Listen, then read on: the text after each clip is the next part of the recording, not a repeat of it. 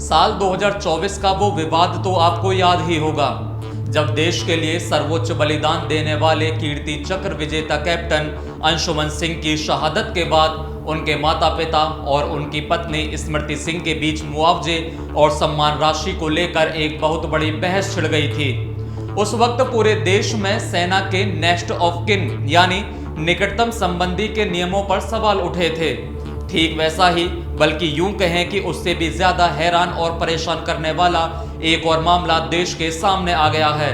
असम के जोरहाट में हुए इंडियन एयरफोर्स के विमान हादसे में शहीद हुए फ्लाइट लेफ्टिनेंट शुभम कुमार के घर से अब एक ऐसी खबर आ रही है जिसने सबको झकझोर कर रख दिया है। एक तरफ जहां पूरा देश इस जांबाज सैनिक की शहादत पर आंसू बहा रहा है, वहीं दूसरी तरफ उनके घर से सरकार की तरफ से मिली 21 लाख की सम्मान राशि को लेकर एक बड़ा विवाद खड़ा हो गया है। शहीद शुभम के बुजुर्ग माता पिता का आरोप है कि एक युवती, जिसे प्रशासन शुभम की पत्नी बता रहा है, वह बेटे के श्राद्ध कर्म पूरा होने से पहले ही 21 लाख का चेक लेकर अपने घर लौट गई। माता पिता का कहना है कि उन्हें तो बेटी की शादी की खबर तक नहीं थी। आखिर क्या है यह पूरा मामला, कौन है वो युवती और प्रशासन ने उसे ही चेक क्यों सौंपा? आइए इस वीडियो में पूरी सच्चाई को विस्तार से समझते हैं।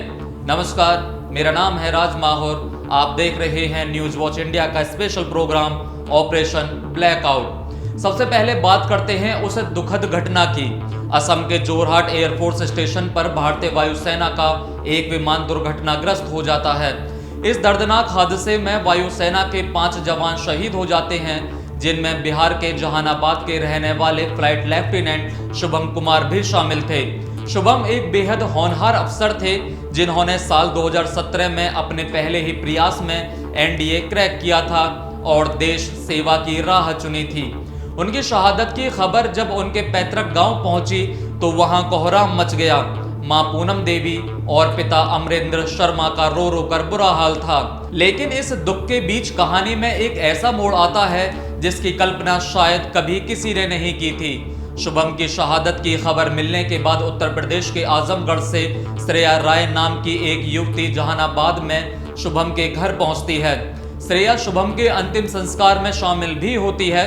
विवाद तब शुरू हुआ जब बिहार सरकार की तरफ से शहीद के परिवार के लिए मदद और सम्मान राशि के तौर पर 21 लाख का चेक जारी किया जाता है।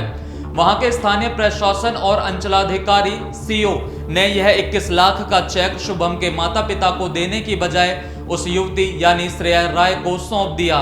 प्रशासन का कहना था कि सरकारी और विभागीय दस्तावेजों के मुताबिक कानूनी तौर पर श्रेया राय ही शुभम कुमार की पत्नी है। जैसे ही यह चेक श्रेया को मिला, विवाद ने बड़ा रूप ले लिया। शहीद शुभम के पिता अमरेंद्र शर्मा ने मीडिया के सामने आकर बेहद गंभीर आरोप लगाए। उन्होंने कहा कि उनके बेटे शुभम की शादी कब और कहां हुई, इसकी जानकारी उनके परिवार को बिल्कुल नहीं थी। उन्होंने कोर्ट मैरिज या किसी भी तरह की कानूनी शादी के बारे में कभी नहीं बताया। पिता का आरोप है कि श्रेया राय उनके घर आई जरूर थी, लेकिन बेटे का अंतिम संस्कार होने के बाद और श्राद्ध कर्म यानी 13वीं पूरा होने से पहले ही वह 21 लाख का चेक लेकर चुपचाप आजमगढ़ अपने घर लौट गईं।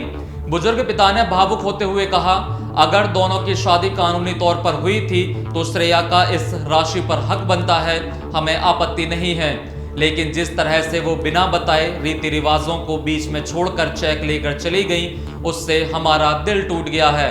अब शुभम के लाचार माता पिता देश के रक्षा मंत्री राजनाथ सिंह से इंसाफ की गुहार लगा रहे हैं। उनका कहना है कि जीवन के इस आखिरी पड़ाव में वे बेसहारा हो गए हैं। उनके बुढ़ापे का एकमात्र सहारा उनका बेटा था, जो अब इस दुनिया में नहीं है। ऐसे में सरकार को माता पिता के लिए भी उचित आर्थिक सहायता की व्यवस्था करनी चाहिए, ताकि वे अपना बाकी जीवन सम्मान से जी सकें। दोस्तों, यह घटना सीधे तौर पर कैप्टन अंशुमन सिंह के मामले की कार्बन कॉपी नजर आता है। उस समय भी कैप्टन अंशुमन के माता पिता ने कहा था कि बहू स्मृति सिंह सारा मुआवजा और कीर्ति चक्र लेकर चली गईं और उनके पास बेटे की यादों के अलावा कुछ नहीं बचा। अब सवाल उठता है कि सेना और सरकार के नियम क्या कहते हैं। नियम बहुत स्पष्ट हैं। सेना के नेक्स्ट ऑफ किन यानी निकटतम संबंधी का एक नियम होता है।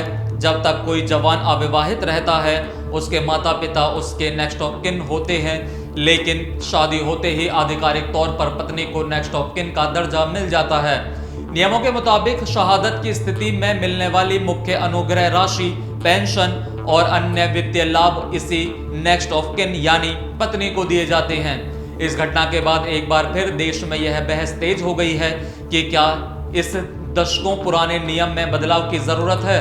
रक्षा मंत्रालय भी इस बात पर विचार कर रहा है कि नेक्स्ट ऑफ किन की पॉलिसी में कुछ बदलाव किए जाएं, जिससे शहीद की पत्नी के साथ साथ उसके जन्म देने वाले बुजुर्ग माता पिता को भी आर्थिक रूप से सुरक्षित किया जा सके, ताकि उन्हें बुढ़ापे में दर दर की ठोकरें ना खानी पड़ें। जहानाबाद के इस लाल शुभम कुमार ने देश के लिए अपनी जान दे दी, लेकिन पीछे छोड़ गए एक ऐसा कानूनी और पारिवारिक विवाद जो बेहद दुखद है। इस पूरे मामले पर स्थानीय प्रशासन का कहना है कि उन्होंने नियमों के तहत ही काम किया है, क्योंकि दस्तावेजों में श्रेया का नाम दर्ज था। लेकिन एक समाज के तौर पर और एक देश के तौर पर हमें इस संवेदनशील मुद्दे पर सोचना होगा। आपकी इस पूरे मामले पर क्या राय है? क्या आपको भी लगता है कि सेना के नेक्स्ट ऑफ किन नियमों में तुरंत बदलाव होने चाहिए, ताकि शहीदों के माता पिता को भी उनका हक मिल सके? और क्या श्रेया राय का श्राद्ध क्रम से पहले चेक लेकर चले जाना सही था? अपनी राय कमेंट बॉक्स में जरूर बताइए।